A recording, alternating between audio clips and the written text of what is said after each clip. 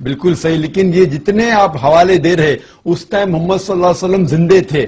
اگر کوئی شخص زندہ ہے اور آپ کہتے ہیں کہ آپ میرے لیے دعا کرو، میں کہوں گا ڈاکٹر شاہد آپ میرے لیے دعا کرو، تو یہ جائز ہے کیونکہ شاہد صاحب زندہ ہے. تو جتنے حدیث آپ کو ملیں گے صحابہ محمد صلی اللہ علیہ وسلم کے ذکر سے، اس ٹائم محمد صلی اللہ علیہ وسلم زندے تھے. جب زندے تھے آپ ان کو کہہ سکتے ہیں کہ آپ میرے لیے دعا کرو اور وہ دعا کریں گے، یہ جائز ہے. ایک اعرابی تھا، دیہاتی تھا، اس سے خطا ہو گئی، اس سے گناہ سرزد ہو گیا، لغزش ہو گئی. اب وہ اللہ سے معافی کا طلبگار ہوتا ہے اور وہ کوئی بہانہ تلاش کر رہا ہے رب کو راضی کرنے کا.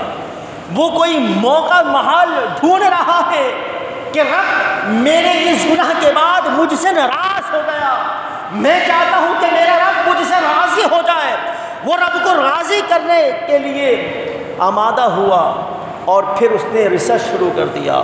جب قرآن کو کھولا، شاید قرآن میں اللہ نے کہیں فرمایا ہوگا کہ شاید کوئی بخشش کا بہانہ قرآن میں مل جائے، تو وہ قرآن کو پڑھتا رہا. جب اس نے قرآن کو پڑھا تو قرآن میں اس کو یہ آیت کریمہ ملی، وَلَوْ أَنَّهُمْ إِذْ ظَلَمُوا أَنفُسَهُمْ. اس نے جب وہ آیت پڑھی کہ تم پر اگر تم اپنی جانوں پر ظلم کر بیٹھو تو میرے محبوب کی بارگاہ میں حاضر ہو جاؤ، اللہ رب العزت تمہاری بخشش فرما دے گا. اور اگر یہ رسول بھی تمہاری سفارش کرے تو پھر اللہ رب العزت ضرور تمہیں، اللہ رب العزت کو ضرور تم توبہ قبول کرنے والا مہربان پاؤ گے. مدینے کی طرف رخت سفر اختیار کرتا ہے، مدینے کی طرف جاتا ہے. اور اس بات مفسرین نے، بڑے بڑے اجلہ مفسرین نے اس کی تفسیر میں یہی بیان فرمایا کہ وہ اعرابی جب رسول اللہ کے دربار میں جاتا ہے، حضور کو تلاش کرتا ہے کہ رسول اللہ کہاں ہیں، این رسول اللہ، حضور علیہ السلام کہاں ہے. وہ حضور کو تلاش کرتا ہے.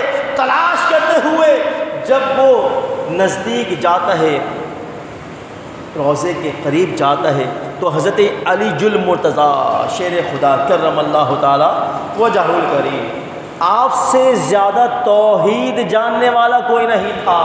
حضرت علی بھی وہاں موجود، دیگر صحابہ وہاں موجود. وہ حضرت علی کے پاس جاتا ہے. وہ اعرابی پوچھتا ہے کہ آپ نے رسول اللہ کو دیکھا ہے، آپ نے سرکار کو دیکھا ہے. حضرت علی جو سب سے بڑے موحد تھے، سب سے زیادہ توحید جاننے والے تھے، حضرت علی نے اس اعرابی کا ہاتھ پکڑ کے حضور کے روضے کے پاس کر دیا اور کہا کہ ہناک یا رسول اللہ، یا رسول اللہ، اللہ کے رسول یہاں ہے، اللہ کے رسول یہاں ہے.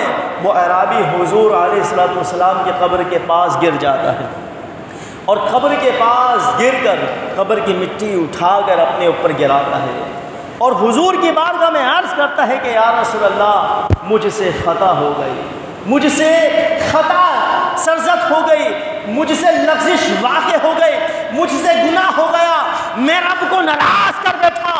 یا رسول اللہ، میں نے قرآن میں پڑھا ہے کہ اگر تم اپنی جانوں پر ظلم کر بیٹھو تو میرے محبوب کی بارگاہ میں آ جاؤ، میرے محبوب کے دربار میں حاضر ہو جاؤ. میرے محبوب اگر تمہاری سفارش کرے، تمہاری شفاعت کرے، اللہ کی بارگاہ میں تمہارے لیے سوال کرے تو اللہ رب العزت ضرور تمہیں بخش دے گا، تمہاری خطاؤں کو معاف فرما دے گا. وہ اعرابی اسی محبت اور عشق کے ساتھ وہ بالکل محو استراحت ہے، وہ بالکل گم ہے اور بس ایک ہی رٹ لگایا ہوا ہے کہ حاضر ہے در دولت پہ گدا، سرکار توجہ فرمائے، میں کر کے ستم اپنی جان پر قرآن میں جاؤں کا پڑھ کر آیا ہوں بہت شرمندہ سا، آیا ہوں بہت نمدیدہ سا. یا رسول اللہ کرم کیجیے، اللہ کی بارگاہ میں میرے لیے بخشش کا سما کیجیے. حضور علیہ السلام کی بارگاہ میں عرض کر رہا ہے، استغاثہ کر رہا ہے. حضرت علی فرماتے ہیں، علامہ قسطلانی المواہب لدنیہ کے اندر بہت بڑے آپ محدث گزرے ہیں، بڑے امام گزرے ہیں. حضرت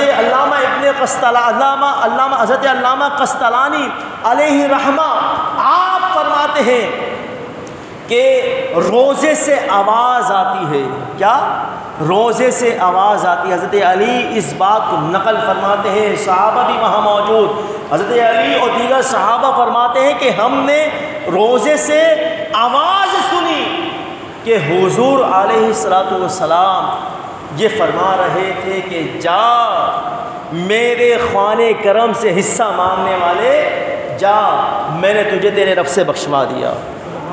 بلند آواز سے کہے سبحان اللہ۔ آواز آئی روزے سے کہ جا میں نے تجھے بخشوا دیا۔ علامہ قسطلانی نقل فرماتے ہیں کہ یہ تو صرف اتنی نقل فرمائی یہ بات کہ روزے سے آواز آئی، مگر علامہ قسطلانی فرماتے ہیں کہ حضور علیہ السلام کی جب صدا بلند ہوتی ہے، ندا بلند ہوتی ہے، تو یہ آواز بھی آتی ہے کہ اے میرے چاہنے والے، اے میرے غلام، میرے عاشق، آج تو جس لگن کے ساتھ، آج تو جس عقیدت کے ساتھ اللہ کی بارگاہ میں بخشش کا سوال کر رہا تھا، اگر تو میری ساری امت کی مغفرت کا سوال کرتا تو میں ساری امت کو بخشوا دیتا۔